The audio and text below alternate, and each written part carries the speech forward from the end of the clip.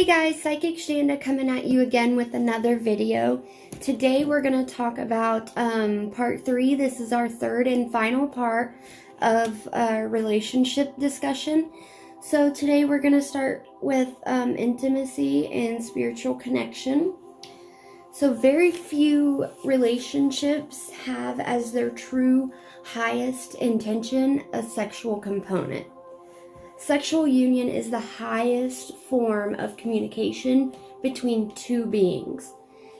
However, in making our fast assumptions with this day and age, we make it one of the lowest forms. Sexual union is communion of spirit. It's communion of two spirits, two souls. It is the highest and most profound coming together of two beings. Sexual union can only happen when both individuals have let their energy rise to all chakras, not just the second or third chakra. Sexual union means letting the sexual life force energy rise and meet the partner on every chakra level. I mean, after all, sexual union is the creative force of love. So we put so much pressure on ourselves nowadays to have sex with our partners so quickly.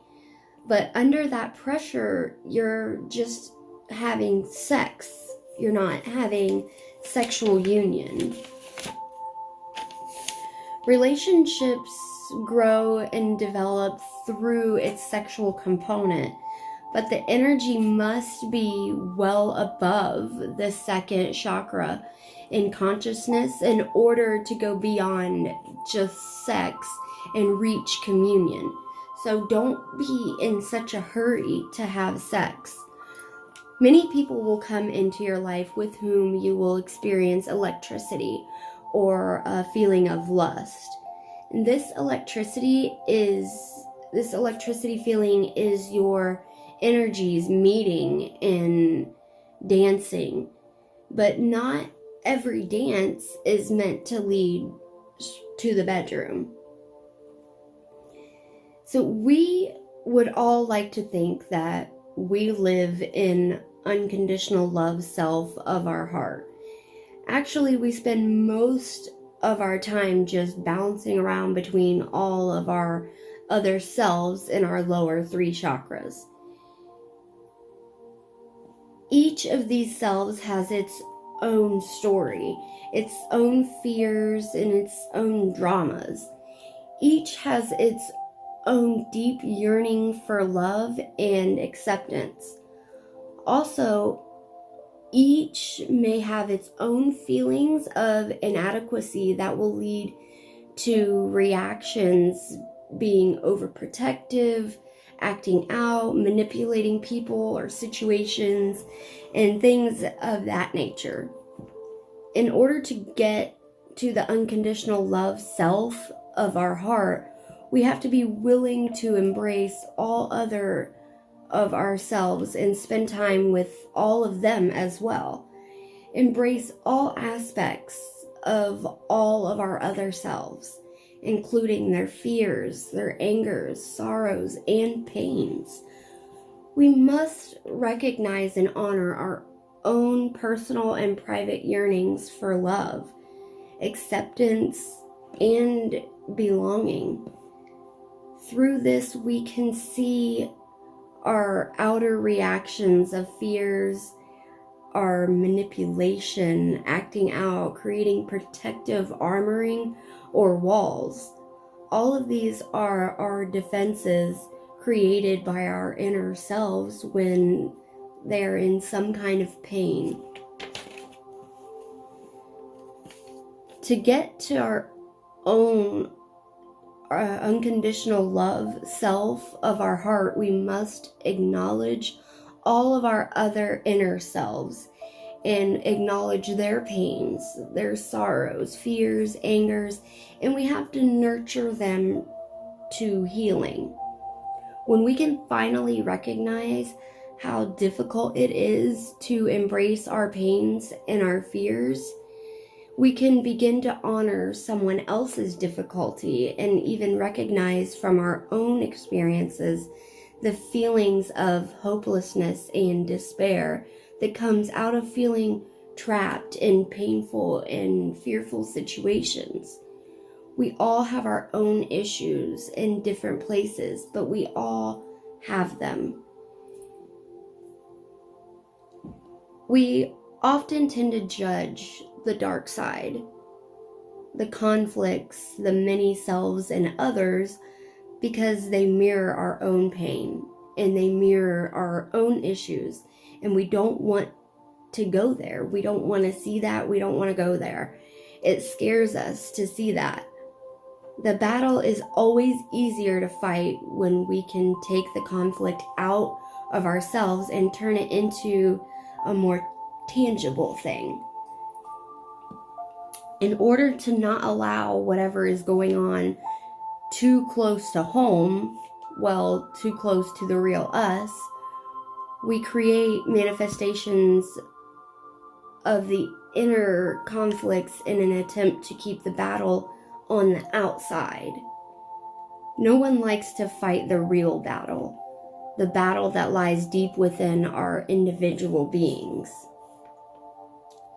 In order to keep our own fears and angers from coming too close to consciousness, we tend to stay safely behind various masks that we wear. By staying behind the masks, we do not have to look at our issues. By continuing to bounce around between our masks, we are protected from actually having to walk our journey from the solar plexus to the heart. Most of us have resisted taking that journey towards the unconditional self of the heart because we're afraid. We don't want to go there. It scares us to see and to work on our own issues. Walking that road means a lot of work for us. We must address our own inner self. However, when we can realize that everyone feels that resistance, that we all have pains and sorrows as well as joys and accomplishments, we can finally take off our masks and finally touch and really experience our own deep feeling.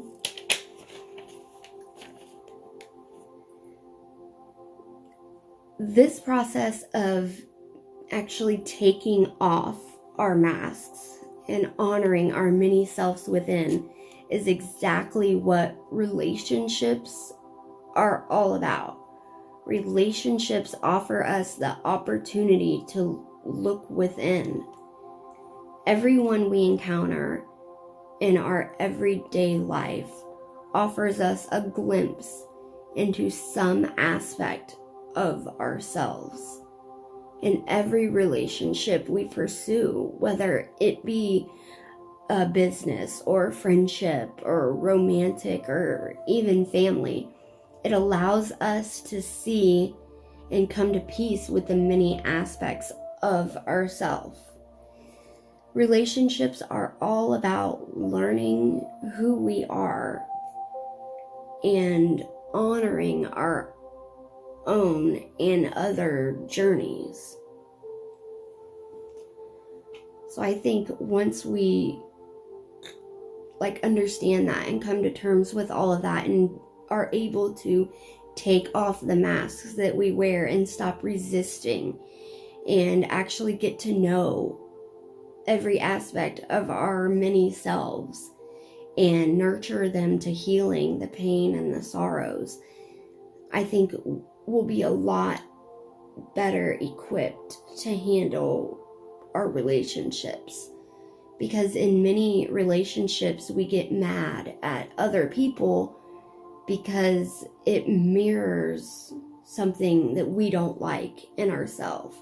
If they do something or we see something in them that mirrors us and we don't like in ourselves, we tend to judge them because it's easier to judge someone else than actually come to terms with the fact that you're really judging yourself and you really don't like that aspect of yourself, but you can't admit that to yourself. So once we can do all of that and come to terms with all of that and really come to terms with every inner self, our aspect, and take off all of our masks and stop the resistance, then our relationships will be so much easier, because our relationships are all about learning who we are and honoring our journey and honoring someone else's journey. And like I said in part 2 of relationships, or maybe it was part 1, I don't know, that no two journeys are the same. You can walk hand in hand with someone and even hold hands in the entire journey, but you guys will both be on your separate journeys. You can walk together, but you're still on separate journeys. No matter how similar your journeys may seem, they're not the same. They're separate. And if you have the expectation that you are going to be on the same journey with your partner, you're really just setting yourself up for disappointment, because you're not on the same journey, and no matter how close, they're not going to be the same. And that's why a lot of relationships don't work out also, because two people are on such separate journeys and they can't honor each other's journey. So someone might be on a journey where they want to do something, they want to be like a doctor or a lawyer or something like that, and then their partner may be on a journey where they just want to just have kids and live a quiet life and not do much. And that's fine. You guys can still be together, but when you don't honor each other's journey, and you don't honor the fact that your partner wants something different out of life, and you try to make them walk your journey when they have their own journey, that's when relationships tend to end. So it's really, really important to honor your own journey and honor your partner's journey as well. And as long as you guys can honor each other's journeys, then you should be able to walk. No matter how different your journeys are, you should be able to walk them hand in hand. And relationships are just mirroring aspects of yourself as well. So as soon as you can come to terms with the many aspects of yourself and the many masks that we wear, and nurture all of your inner selves to healing your pain, your sorrows, as soon as you can do all that, your relationships will be much, much easier, from friendships to romantic relationships, business, family, everything. So, okay guys, I think that's all for relationships part 3. If you have any questions, comments, or anything like that, just comment below. Next, I believe we are to the third eye chakra, our next video, and then after our chakras, we're going to finally get into understanding how to feel and see and speak with spirits, and how to see and read auras and all kinds of other stuff. So I'm also doing other videos, because part of my journey, I guess, is singing. I've always loved to sing, so I'm finally starting to have confidence in myself and say, you know what, if you're going to make fun of me, that's fine. I love to sing and I'm going to sing. So I'm starting to do vocal covers also. So you'll probably see that in my channel as well. But if you guys have anything, idea for a video or anything you want to say, just comment below. And don't forget to like and subscribe. It really helps. And like always, this is Psychic Shanda saying, no matter how much it looks like your world is falling apart, it may very well just be falling into place. Until next time, guys.